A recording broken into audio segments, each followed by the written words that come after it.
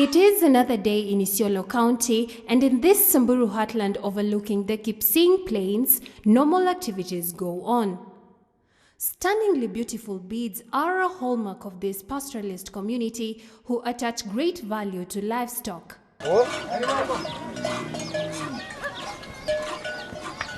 From the young ones to women and even elders, beads are a part and parcel of their lifestyle. This love of the beads has greatly contributed in entrenching and perpetuating a culture that has stood the test of times, refusing to fade away and even under the influence of modern education.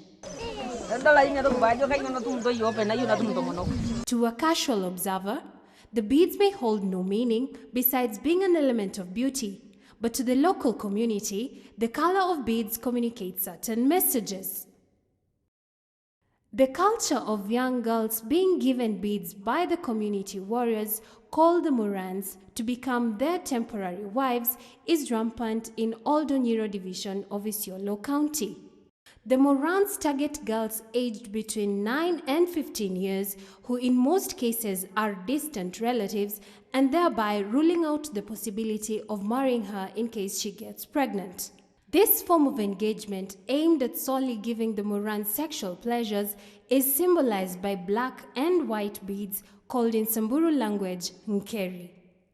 After placing the beads on the young girl, whose consent is never sought, the Moran follows this by bringing red color beads in large quantities, which are also put on the girl's neck as a sign of official commencement of an intimate relationship.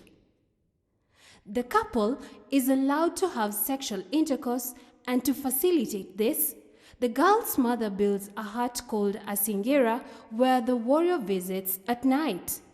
Pregnancy is highly forbidden, though contraceptives are not used owing to their unavailability and cultural beliefs. In case the girl conceives, the pregnancy has to be terminated immediately despite the high risks involved. Arani kuwapa wasichana shanga ambayo ina maana kubwa sana, sio tu ile shanga ya kuvaliwa, lakini shanga ambayo ina maana kwamba huyo murani anakuwa kama mume wa huyo msichana, mume ambaye hawezi kumuoa, na jambo hili limeleta tatizo kubwa sana katika jamii hii ya Wasamburu. Girl child beading among the Samburu community has remained one of the worst silent contemporary forms of sex slavery. For years, young girls have had to bear with the consequences of this deep-rooted cultural practice which was not discussed outside the community until recently. To get to the bottom of this practice, we traveled tens of miles into the interior villages, and it is here we encountered Nokutot Leruso, who witnessed cruel abortion being performed on a girl who was unlucky to conceive after being beaded.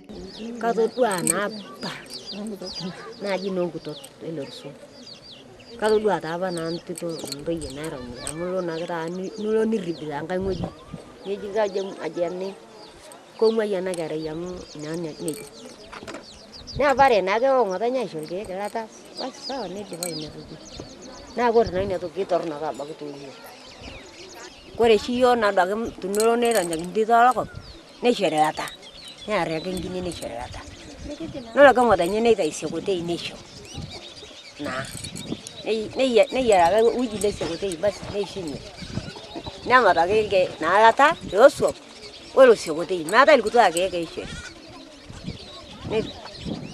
ne kuna ngota nyai to mai ranga nya aisho uji ne sherata kulle uji ke sho Nesho dagam barnada ingiri nesho akenda nada ina dagam mara le kaitonga na ko atara kineti ai tai uyona ungo shoga ronyeji tangai urbangai na tara kineti kineta chitengeji ai da chintutunyo na mara isingai ni kuni amara tongorio ngiteberi tongo ngoshe udongo yo na geteberi ne da shinage ne bas ne tai ndiro As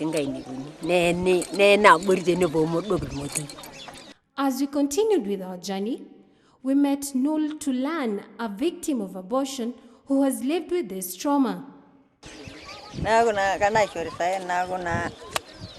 Pernah vai darul merana na kenya na itura na kenya saya na itura na ima. Oh na darui. Na itura na saya na ima. Na mayu na chungu saya. Hai asakena. Hai asakena ngo. Na rohina. Na portana ngo. Na masih na ko na me ai ka won da ka du mana enggak. Na mugure na ruji na itura na. Na tangkara ke naik nemion na na tangkara ke na shofe kara ke na shung iyo ke namu to karo ni me joro isil dawa na. The community justifies abortion because of the belief that children born out of this relationship are outcasts who bring bad omen to the family. Uncircumcised girls are children who are not supposed to give birth. Katika mila na tamaduni zetu, watoto hawa ambao wanazaliwa na wasichana ambao hawajaoleka huwa ni watoto ambao hawakubaliwi katika jamii. Kwa hivyo mara nyingi wale watoto wengi wanakufa katika hali ya kuwafinya wale wasichana walio wajawazito, na wengi wakizaliwa wakiwa na bahati ya kuzaliwa huwa wanatupwa. However, not all girls who fall pregnant are forced to undergo abortion. But the newborns are killed, thrown to the forest to die on their own, or given out to members of the Turkana community. Margaret Lotaba from the Turkana community has adopted children considered outcasts. Watoto nilishukua akiwa kidogo. Nilisikia mahali fulani iko, ninaambia msuue nipe. Mimi nalisha. Sasa hiyo watoto wamekuwa yangu. Kuna watoto wawili hapa. Moja imekuwa kubwa. Ndio hii watoto wake tena. Gabriel Lote is also from the Turkana community and has lived in Old Onyiro for over 3 decades. Hapo Old Onyiro nimeishi, nimekuja hapa 1973. Wakati huo nilikuwa na miaka 14. Na hapa ikakuwa na maneno ya kutupa watoto. Hapa sisi tukaona hiyo ni kitu ni mbaya sana. Sisi tukaanza kufanya kusema watoto usitupe na usipatie tumbako, uniletee mkono yangu. Basi ile mama bado saldo nyingiro sinapatia mtu yetu. Mama nyingine aliyokueta hajiwezi tunampatia. Hiyo watoto akanifurahisha kwa sababu kweli ni binadamu na tunalisha kwa shida. Though majority of the children are adopted by the Turkana community, one Samburu woman has defied the odds and adopted 2 children considered outcasts. Watoto wangu wawili vile nimepata kwa shida, nimelelea kwa shida, sababu nimepata hata bila chochote. Msichana nimepata alikuwa amezaliwa usiku akatupa. Nimeenda kupata laka saa 2 ya mchana. Elders are the custodians of culture, and though they are not involved in the beading process, they are aware of the happenings and know the origin of this cultural practice believed to have started sometime in 1780.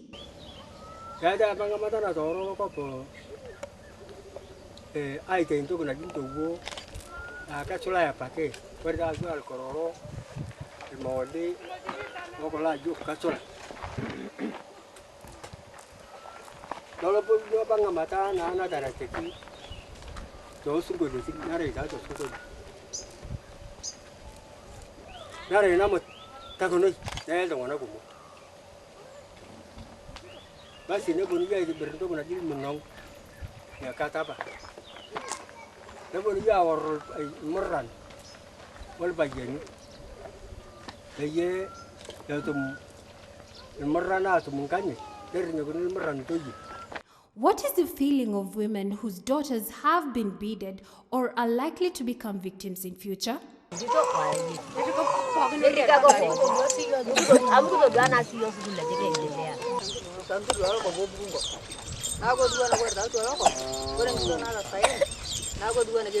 Majority of the Morans support this practice, though there are a few dissenting voices.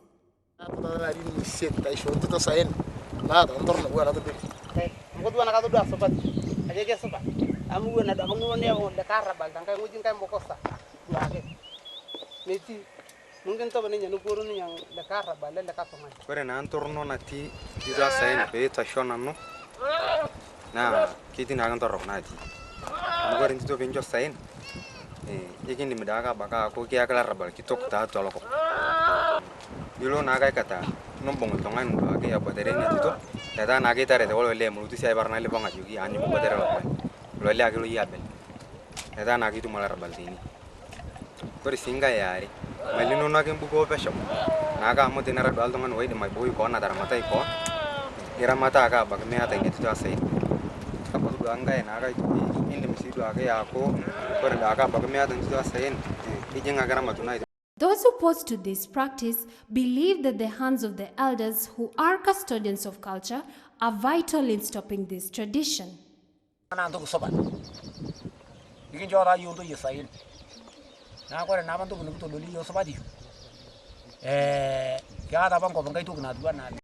Government officials and civic leaders are aware that beading is rife in this part of Isiolo County and have been in the forefront in fighting it, but with little success. Kwa wakati huu tuliona hii ni mila ambayo sasa imepitwa na wakati, kwa sababu tuko na serikali ambayo inaanza kutulinda, tuko na jeshi, tuko na nini, hakuna aggression kutoka nje. Kwa hivyo tunaona hii ni mila ambayo imepitwa na wakati. Kulingana na sheria ya serikali, ile mambo ya elimu ni ya bure, na pia watoto lazima waingie shule. Masomo ni ya bure lakini ni ya lazima. Hata tumerescue watoto wengi, watoto wengi nimewakamata katika siku moja kama area na Ingura. Nilikamata watoto 10 safari moja wakiimba tu na warangi. To win the war on beading, Swido believes there is need to involve all stakeholders to deliberate on this issue.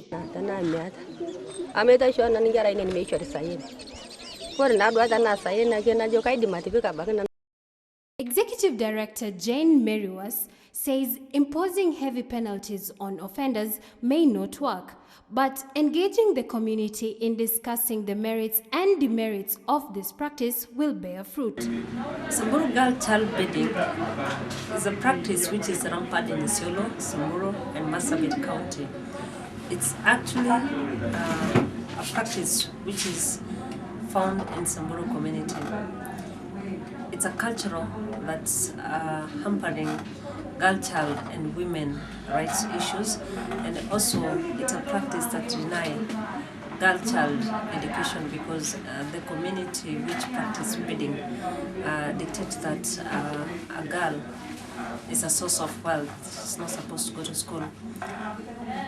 Beading practice has a lot of silent human rights violation, particularly to young girls and women, which is silently because the community are not ready to speak out against the vice, and they say that it's a culture which is deep-rooted, and it's a culture that people are not willing to talk about it.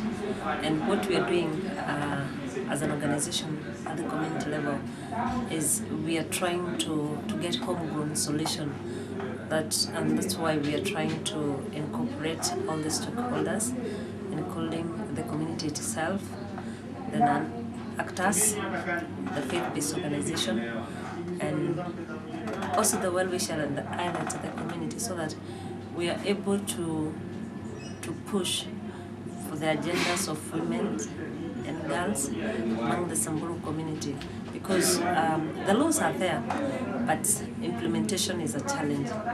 And we think that when the law is there, we don't want really to use excess force.